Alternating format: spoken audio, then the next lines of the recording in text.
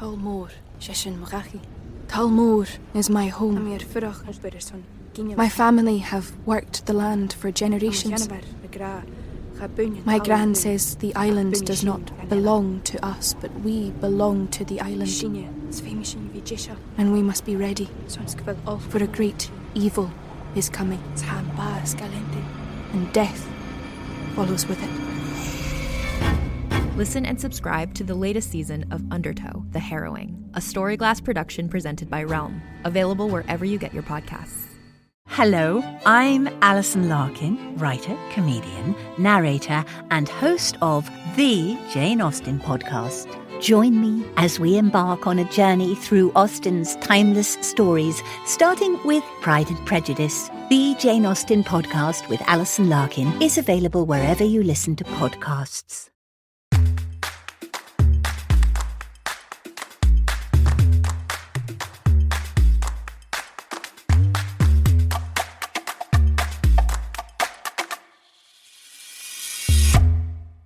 Hello world and welcome back to another episode of Thanks for Coming In. I'm your host, Jillian Clare.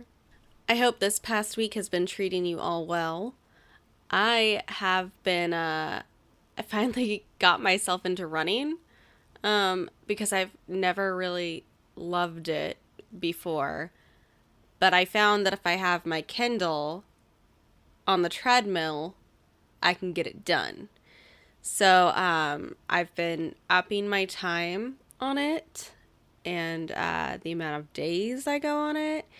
And I feel pretty good. My legs kind of hurt, so I'm chugging Powerade and taking a lot of Epsom salt baths. But it's been good. I feel like it's actually helping my mood a little bit too. Crazy, right? So crazy that exercise helps your mood. Who knew? Anyway, that is something that's a little new in my life, and I've just been, doing a lot of work on school, a lot of reading. I'm really far deep into this Pink Carnation series, guys. Sometimes I wake up and I think, oh, hey, am I in 1803? Or no, not yet? Okay. They're really fun books, and I absolutely freaking adore them. Anyway, that's kind of what's going on. I have a couple projects I'm working on right now that I'm really excited to tell you all about, but alas, I cannot yet. So hang in there. But hey, if you have a project and you want to tell me about it, then go on our Instagram. Those links are in our show notes. And shoot me a DM on Insta because I want to see what you're making. I want to help you promote it. I love supporting fellow artists, so shoot me a DM because I'd love to check out your stuff. Speaking of supporting fellow artists, today on the show we have Annika Marks. Now you know her face from Goliath, Waco, The Fosters. Maybe you saw her in her breakout role in The Sessions opposite Helen Hunt and William H. Macy and John Hawkes. But today we're going to talk about her new film, Killing Eleanor, that she wrote, she produced, and she starred in like the badass that she is. It was so cool to talk to a fellow actor who has decided to take their career into their own hands and start creating content and movies and doing it with friends. So here is my conversation with Annika Marks. And welcome to the show, Annika! Thank you. How are you on this fine day? I am very, very well. I'm actually up in Seattle with my parents, taking advantage of that, that pandemic shuffle that so many of us have done, which is lovely. They live in Seattle. It's beautiful up here. Happy to be here. That's so exciting. I was born in Portland, so I'm very familiar with the Pacific Northwest, but I haven't been to Seattle since I was a kid, and I want to go so bad. It's so nice. I have to say, I spent my whole career in New York and then in LA, and I never even crossed my mind that I could spend, months at a time in Seattle ever again in my life. Right. And it's been such an interesting year because with so much of our work over Zoom and my husband and I actually had our first baby about 4 months ago. And so we came here and have been, spending time with family, which is just the most wonderful silver lining to this whole year. That's fantastic. So are you from Seattle then? We moved here when I was a teenager. So we moved here just in time Okay. for the worst years of my life. But in the many, many years since, I've developed a love with it because this is where my family is still located. Right. Yeah. Wow. And when did you know? I mean, you've been working for so long. You've done some incredible things with, huge, huge names. Um, when did you know that you wanted to be an actor? When was that discovered in you? I wanted to be a dancer when I was a kid. Mm. And I was pretty convinced that I was really destined to be a professional ballerina and was really focused Oof. on it just forever and ever. I mean, from a kid perspective. And at about 14, I had a ballet mistress at a very Balanchine type school sort of assess my very quickly, rapidly developing body and say, this is not career path for you. And so it was totally devastating to me. And I spent a bunch of years trying to figure out where I was a teenager also. So I had a lot of other reasons to be angry in general at life. Right. It took me a while to figure out, if I belonged in the arts and then if so, where. And so discovering acting was this really wonderful organic process that kind of came out of what was the thing I was really missing about dance? And I realized the thing I was really missing was performing. And so I went to New York. I went to the Circle in the Square Theater Conservatory, fell in love with theater, fell in love with an art form where you don't all have to be any kind of carbon copy of each other, but where individualism is actually the thing that's the most celebrated. That felt really liberating. Right. And so, yeah, that's kind of how I found my way into acting. Wow. So you moved to New York. When did you move to New York? How old were you? I was 17. I had just graduated from high school. Yeah. Yeah. I moved out with, 2 suitcases, no money, and figured it out. Went to a theater conservatory during the day, worked at night, and did that thing that you can only do when you have the stamina of a 17-year-old. Right. Of a young person, when you can just be like, go, go, go, go, go. I'm good. I don't need sleep. Exactly. Which, having a newborn, you're reminded of your stamina. I can only imagine. So you go to New York with 2 suitcases at 17. How long before you start to work as an actor? Or did you have a struggle trying to find an agent? What path did you take? Because there's so many different ways to enter into the industry. What was yours? There are, and it took me a long time. I am one of those very slow and steady stories. And I started at the very bottom. I did extra work. I did stand-in work. I actually, when I look back on it, have been a member of SAG for a very, very long time, right? And making my health insurance for a long time. But those early years was all because I had the humility to get on set and do background work, and I look back at that time now and think it was the most incredible learning experience because I was a really, I think, talented, hardworking, disciplined young actor with no credits. And I'd never been on a film set. I had done a lot of theater training. So I kind of feel like I almost did a master's program in acting for the camera by just being on set full time. Right. I did a full season of stand-in work on The Sopranos, and that was an incredible experience. I got to watch the best work. And in all that time, I was doing short films and student films and a million little plays, productions everywhere, and then I eventually got a break. I say a break. It's not like it launched me, but my first real job was on a film that somebody dropped out of. And it was one of those stories of I had just been working so hard for so long, and an actress who had a bunch of credits and I had none, she dropped out of a film at the last minute, and this director called 3 different people asking for recommendations, 2 casting directors and a manager, and said, do you know anybody who could play a high school student who might be right for this? And all 3 of them brought up my name. And so it was 3 people who had seen my work or seen me in class or whatever. And it's one of those moments where you say if luck is preparation meeting opportunity, it was that moment, And that was an indie. I got That's, cut out of the film. and that's huge. Yeah.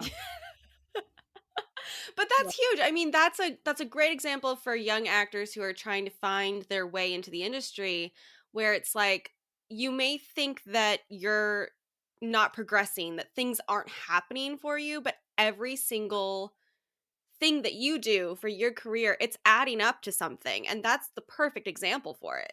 No, that's right. And I, and without boring your listeners forever, but I have a million examples of things just like that. Because I think if you're going to work as an actor, one of two things is going to happen. You're either one of those actors that the industry kind of like puts on its back and kind of carries. And those people are very special. They have something, they're the right person in the right moment with the right gifts. I have never been that person. I've always been somebody that, has taken baby steps, and I have hit every step along the way, and I think when you're that kind of actor, you have to keep doing great work, and you have to keep your love for it alive. Otherwise there is no, you cannot possibly stay the course. But I think if you do, the nice thing is by the time you start working, you've made a lot of your mistakes when the stakes were really, really low, and you've gotten to play a lot, and you've actually met so many more people than you realize you've met by the time you start working. And one day you kind of wake up and realize you have a career, and that was an amazing thing. But that didn't really happen for me, where I really made my living consistently until I was about 30 years old. Yeah.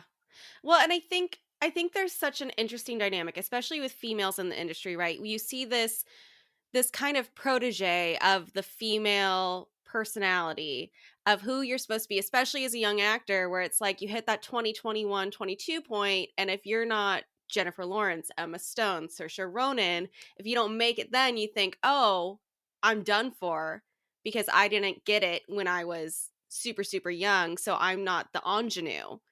Which is what everyone thinks is important. But I've always loved people who are like Allison Janney and Sarah Paulson, who just have this steady arc of incredible work. And then all of a sudden, at one point, something great stuck and it just exploded their career. Yeah. And I think there's lots of actors, some of my favorite actors are people who the average person wouldn't know by name, right? But they've had these extraordinary careers, and the thing that they've maintained that I think is so special is their anonymity. Yes. Obviously, we're in an era when there's a lot of pressure to do things like social media, and to, people use the word branding a lot these days, right?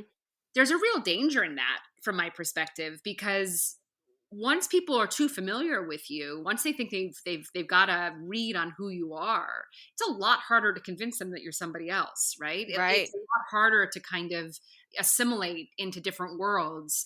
And that's the part of this that I've always really loved.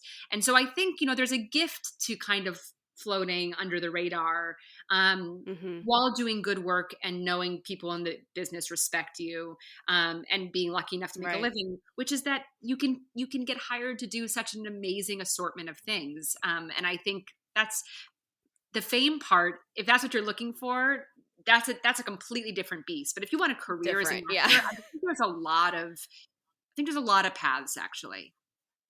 And I think that's something that you start to realize too. I'm approaching 30 in a couple years here, and I think you start to realize that in your late 20s, where it's like you start to see the people kind of drop off because they hadn't reached that like level of fame yet, and you're like, oh, got it, so you were in it for that. I'm in it over here to make art and express myself and do what I unfortunately love to do. One, I think if you're in it for that reason, and that's the, if you know in your heart that this is what you were meant to do, that you are an artist, and that this is your form of expression, then it's not a question of like, are you going to choose to do it, right? It's just a matter of living and breathing and being and expressing, and it takes the pressure off the, I've got a goal and I'm headed that way, and until I get to that exact peak, I'm not going to have made it. That's a different way to live to me. That's like putting an emphasis on how much money you're going to make, or what size house you're going to have, or how many kids you're going to have. Like, that's a different version of success.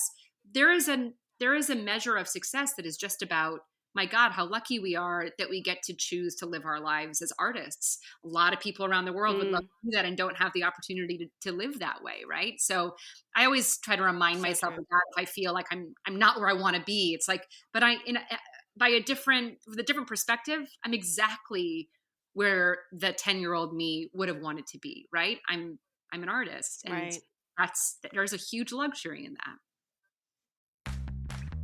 You can shop from anywhere doing pretty much anything. You might shop while working, eating, or even listening to this podcast.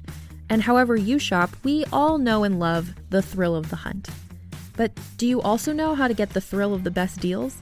Because Rakuten shoppers do. With Rakuten, they get the deals they love with the most savings and cash back. And you can get it too. Start getting cash back at your favorite stores like Sephora, Nike, and even Expedia if you're looking to get some travel in.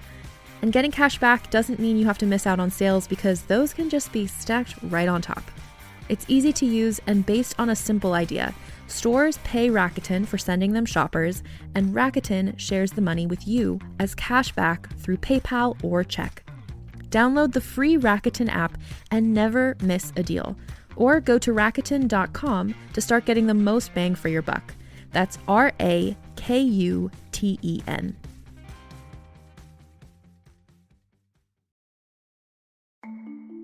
As a podcast network, our first priority has always been audio and the stories we're able to share with you. But we also sell merch, and organizing that was made both possible and easy with Shopify. Shopify is the global commerce platform that helps you sell and grow at every stage of your business, from the launch your online shop stage all the way to the did we just hit 1 million orders stage. Whether you're selling scented soap or offering outdoor outfits, Shopify helps you sell everywhere. They have an all-in-one e-commerce platform and in-person POS system, so wherever and whatever you're selling, Shopify's got you covered. With the internet's best converting checkout, 36% better on average compared to other leading commerce platforms, Shopify helps you turn browsers into buyers. Shopify has allowed us to share something tangible with the podcast community we've built here, selling our beanies, sweatshirts, and mugs to fans of our shows without taking up too much time from all the other work we do to bring you even more great content. And it's not just us. Shopify powers 10% of all e-commerce in the US. Shopify is also the global force behind Allbirds, Rothy's, and Brooklinen, and millions of other entrepreneurs of every size across 175 countries. Because businesses that grow with Shopify. Sign up for a $1 per month trial period at shopify.com/realm, all lowercase. Go to shopify.com/REALM now to grow your business, no matter what stage you're in. Shopify.com/realm.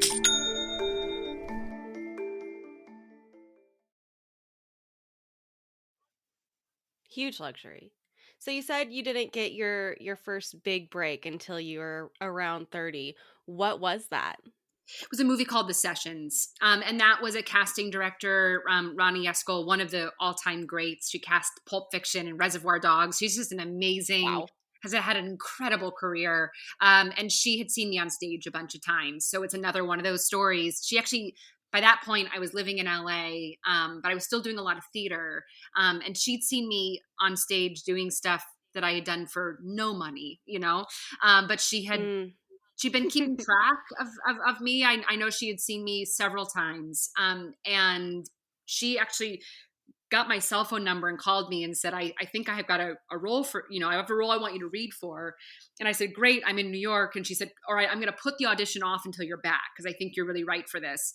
And so she really advocated. Wow. And I got into the room with the director, incredible director named Ben Lewin, read for it. He cast me almost immediately. I think I was the second person cast in that film.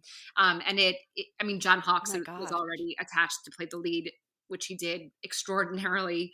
And yeah, that is very much the story of a casting director, waiting for the right moment, and having done enough work in front of that person that they know they can, that you're worth the investment, on their part, because they're sticking their necks out with that kind of thing. So, yeah, Ronnie's, I give all credit to Ronnie.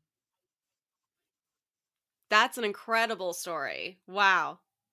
That's pretty fantastic. And William H. Macy was in that, Helen Hunt. I mean, Yeah. what a fantastic movie to be a part of as like your first huge thing.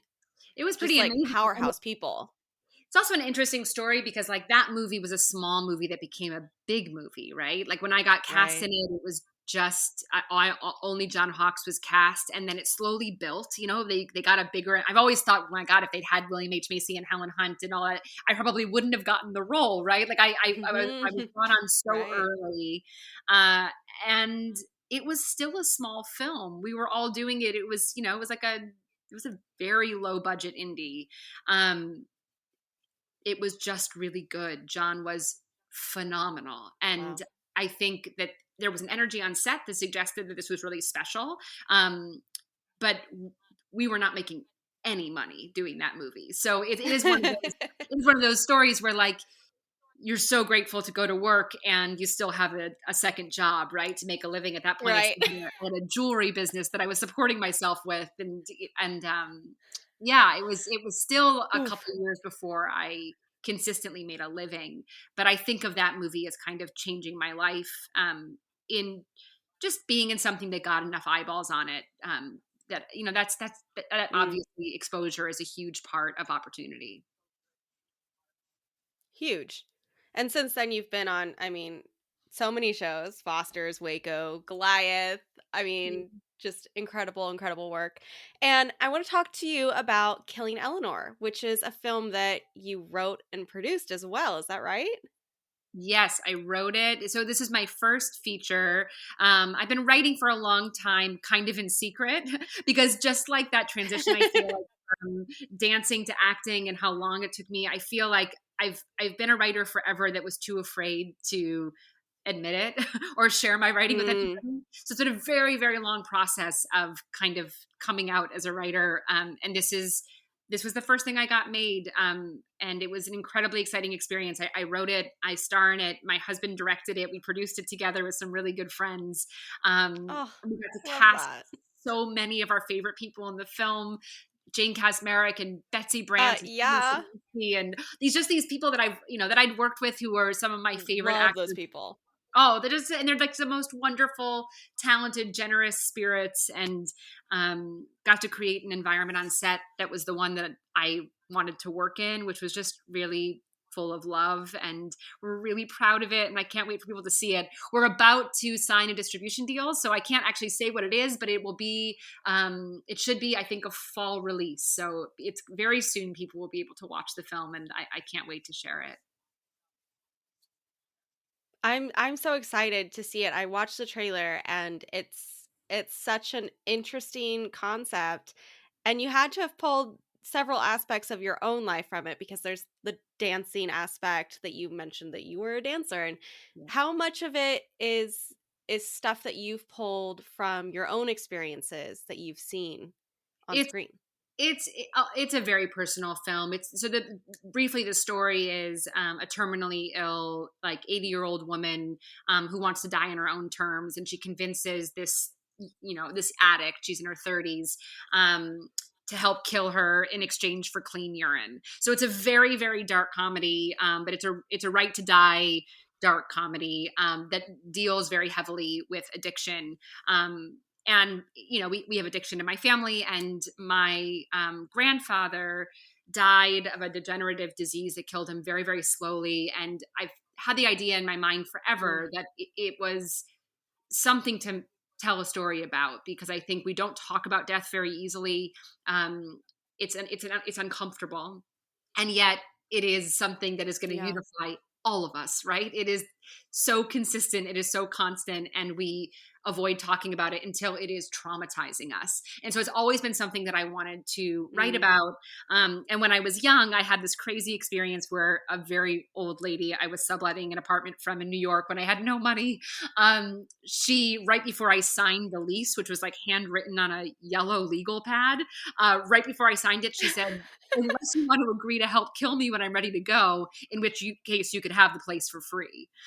And it was so shocking. I mean, obviously I signed it and I paid her and I did not kill her, but it like stayed with me forever that this woman's request was so odd and so strange. And I just thought, wow, what an interesting combination of people, you know, a young struggling person and this older woman Yeah.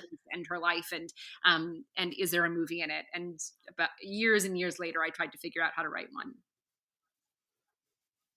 That's amazing. And another really cool aspect of this, and I wrote it down to make sure I got it right, was that 50% of your producers were female and 60% of the department heads were as well. And it was an all-female soundtrack. That is incredible. I love to see that because it shows that you're putting effort into making sure that females are represented. Yeah. And, you know, one of the things that I think is so important to say is that we weren't even looking to do that. Like we hired the best people for the job, and that many of them turned out to be women. You know, like I said, my husband directed the film. We had men in positions of power on this film, but we also had a lot of women in positions of power. And I think the thing that stops women from getting hired so often, especially behind the scenes, right, is blind spots by the men who are doing the hiring. So I think in this case, we just removed the blind spots, and we were just out there looking for the best people. We didn't have a mandate. We didn't have any kind of checklist in our minds. We were just looking for the best candidates. And 60% of our department heads turned out to be female because they were the best people for the job. And I think there are so many qualified women out there just waiting for their opportunities. And the more women we have doing the hiring, the more shots they're going to get. Ugh, I love that so much, and I cannot wait to see the movie. Oh, thank you. And now we have come to the point of the show where I ask you to share an audition story. It could be one that got away. It could be a sad one, a funny one, whatever you want to share. Do you have something for the audience? Well, the first one that comes to mind, I don't know why. I think this is sad and funny. So I'm not going to say the name of the show. It didn't go, by the way, which makes it a little bit easier. But Yes. But years ago during a pilot season, it's one of those pilot seasons where I was auditioning a lot and I hadn't booked anything. And I was like trying to trust the universe that it was just like, you know, that everything was meant to be and that I was on the path I was supposed to be on. And that at some point that perfect thing would come along, right? And I got an audition. I want to say I got it at about 10 p.m. and I had to go in at about 10 a.m. the next morning. And it was about 12 pages of material. And I got it and felt like this is impossible. And then I read the character breakdown and it was me. It was perfect. She was an ex-dancer. She was starting her own dance studio. Everything about the character, I just felt like, oh, this was written for me. And here I am. I am so ready. I'm going to stay up all night, figure this out. This is my job. And I did. I you know, didn't sleep, memorized the 12 pages, made up what I thought were really strong choices. I don't know that I've ever felt as confident driving across town as I did for this audition. And Dang. I got to a waiting room. I'm sitting in the waiting room and they're clearly desperate because the waiting room is filled with women. I know almost all of them. And I was still feeling confident. I'm looking around thinking, I know all of you are so talented, so beautiful, so ready, but this is my role. This is my role. And this is just so much meant to be. I was so not intimidated. I was so not nervous. I was just so ready. And there were so many people waiting to read for this role that they had a line outside the door waiting to go in because it was 4 producers. And I could hear them inside. I could hear how many producers there were. So you knew you were at that point where like they were desperate to get it cast, right? Like any minute somebody was going to walk in. They were going to be the right person. I was waiting in line to go in and I'm like slowly inching up. And finally, I'm like next in line. I can hear the person in the room ahead of me. And still I'm feeling like so good, so focused, so ready. That girl walks out and suddenly there's like commotion that comes out of the elevator at the other end of the hall. And all these executive types, they're so happy. One of them is carrying a bottle of champagne and they are like giggling and laughing and walking through the hall. And they're so excited that they're walking past all of us and they see me and they say, okay, just hold on 1 minute. And I was like, oh, okay. And they walk into the room and then I can hear them inside the room pop the champagne because the girl that they'd offered the role to had accepted it. And so they pop the champagne. They're all celebrating. I can hear everything happening through the wall. And then somebody says, probably the casting director, hey, you guys, there's a whole bunch more people that have to read for the role. So let's just like And they're like, oh, okay, sure. Bring the next one in. And so then I walked into the role. I still think I did the best audition of my life. I felt so good. And I remember afterwards I looked at the producer and I knew she was the lead producer on the project. And I remember her looking at me just sad. just there was nothing to say except like, thank you for coming in, which is like, I think probably why I thought of it for this podcast. And anyway, and I walked out and thought that was just a really cruel joke. Oh my God. Yeah, it's pretty painful. That is so horrifying. Yeah, it was pretty painful. It was pretty painful. It didn't go. And I felt like that was a gift. Oh man. That's just so brutal. You're like, yeah, I finally found something that's exactly right for me. JK, right before you go in. got a little thing for you here. But it's such an important lesson too, because it's like we get it. Sometimes in cases like that, you actually see it happen in front of you. Often you don't, right? I mean, I've heard phone calls happening where someone's offering the role that you're about to read for. I've never had it happen quite like that, but there's so many reasons we don't book roles, and they are almost never the reasons we think they are. And it's really important to remember. Right. Yeah, so true. Oh my God, what a story. I'm going to be laughing about that one for the next week, I think. It's just so like, it's so LA too, right? It's like so LA, just barreling through doors with champagne. Champagne was over the top. It was just too much. They didn't need the champagne. No. I mean, they must have been so on edge and so desperate to fill that role to be popping champagne over casting one singular character. But that's what you also realize, and it's also an important lesson to hold on to, is like they are desperate. They are desperate. And like I can say it as a writer now, I am desperate to find the person that can bring this stuff to life in the way that I think is authentic and true and inspiring. Like you are so terrified that that person doesn't exist that I think you remember as an actor, like you are potentially solving a huge problem in every room you walk into. You know, and I think that we just so often as actors give all of our power away and feel like, you know, I just think we forget that there's a partnership in here. When it works, you have solved a huge problem that was unsolvable until you walked in the door. Right.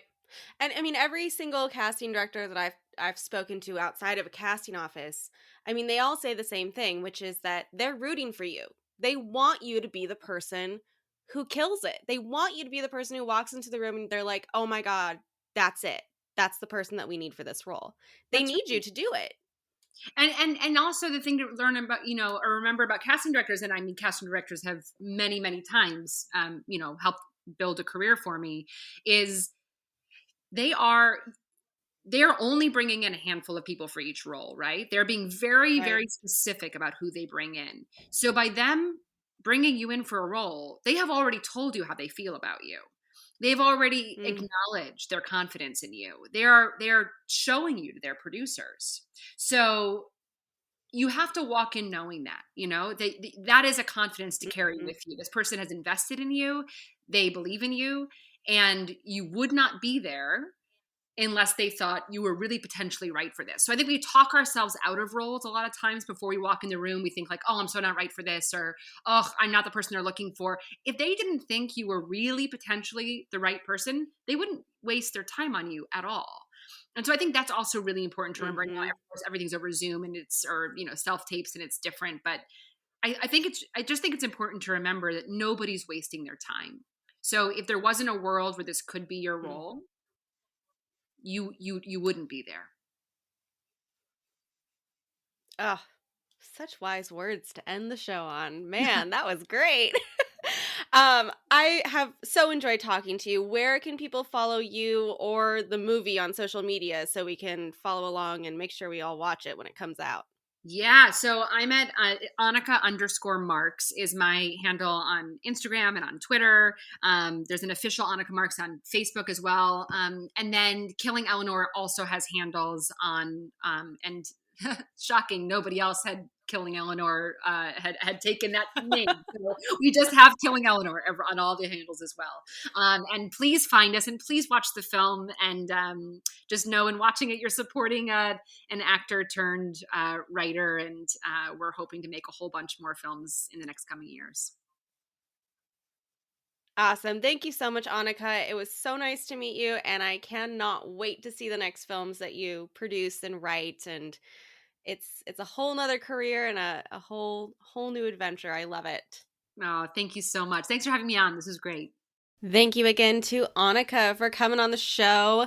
It was a pleasure to speak with her. If you want to check out Killing Eleanor and follow her, those links are also in the show notes. So scroll on down to find Annika and the movie. Make sure to subscribe to the podcast wherever you're listening to it right now. Leave us some love, some stars, some reviews, because it is so greatly appreciated.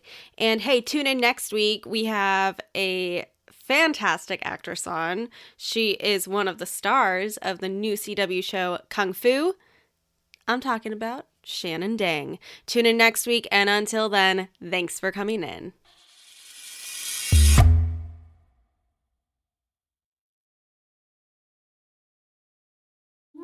The thing that I fought tooth and nail to bring my son into is Dungeons and Dragons. That is the ultimate solution to parenthood. I'm Alexis Ohanian. In my podcast, Business Dad, I'm hoping to open up the conversation about balancing careers and family. I talked to Rainn Wilson. I wanted to learn more about Rainn's advice to play D&D with your kids. Business Dad is available now, so be sure to listen and subscribe wherever you get your podcasts.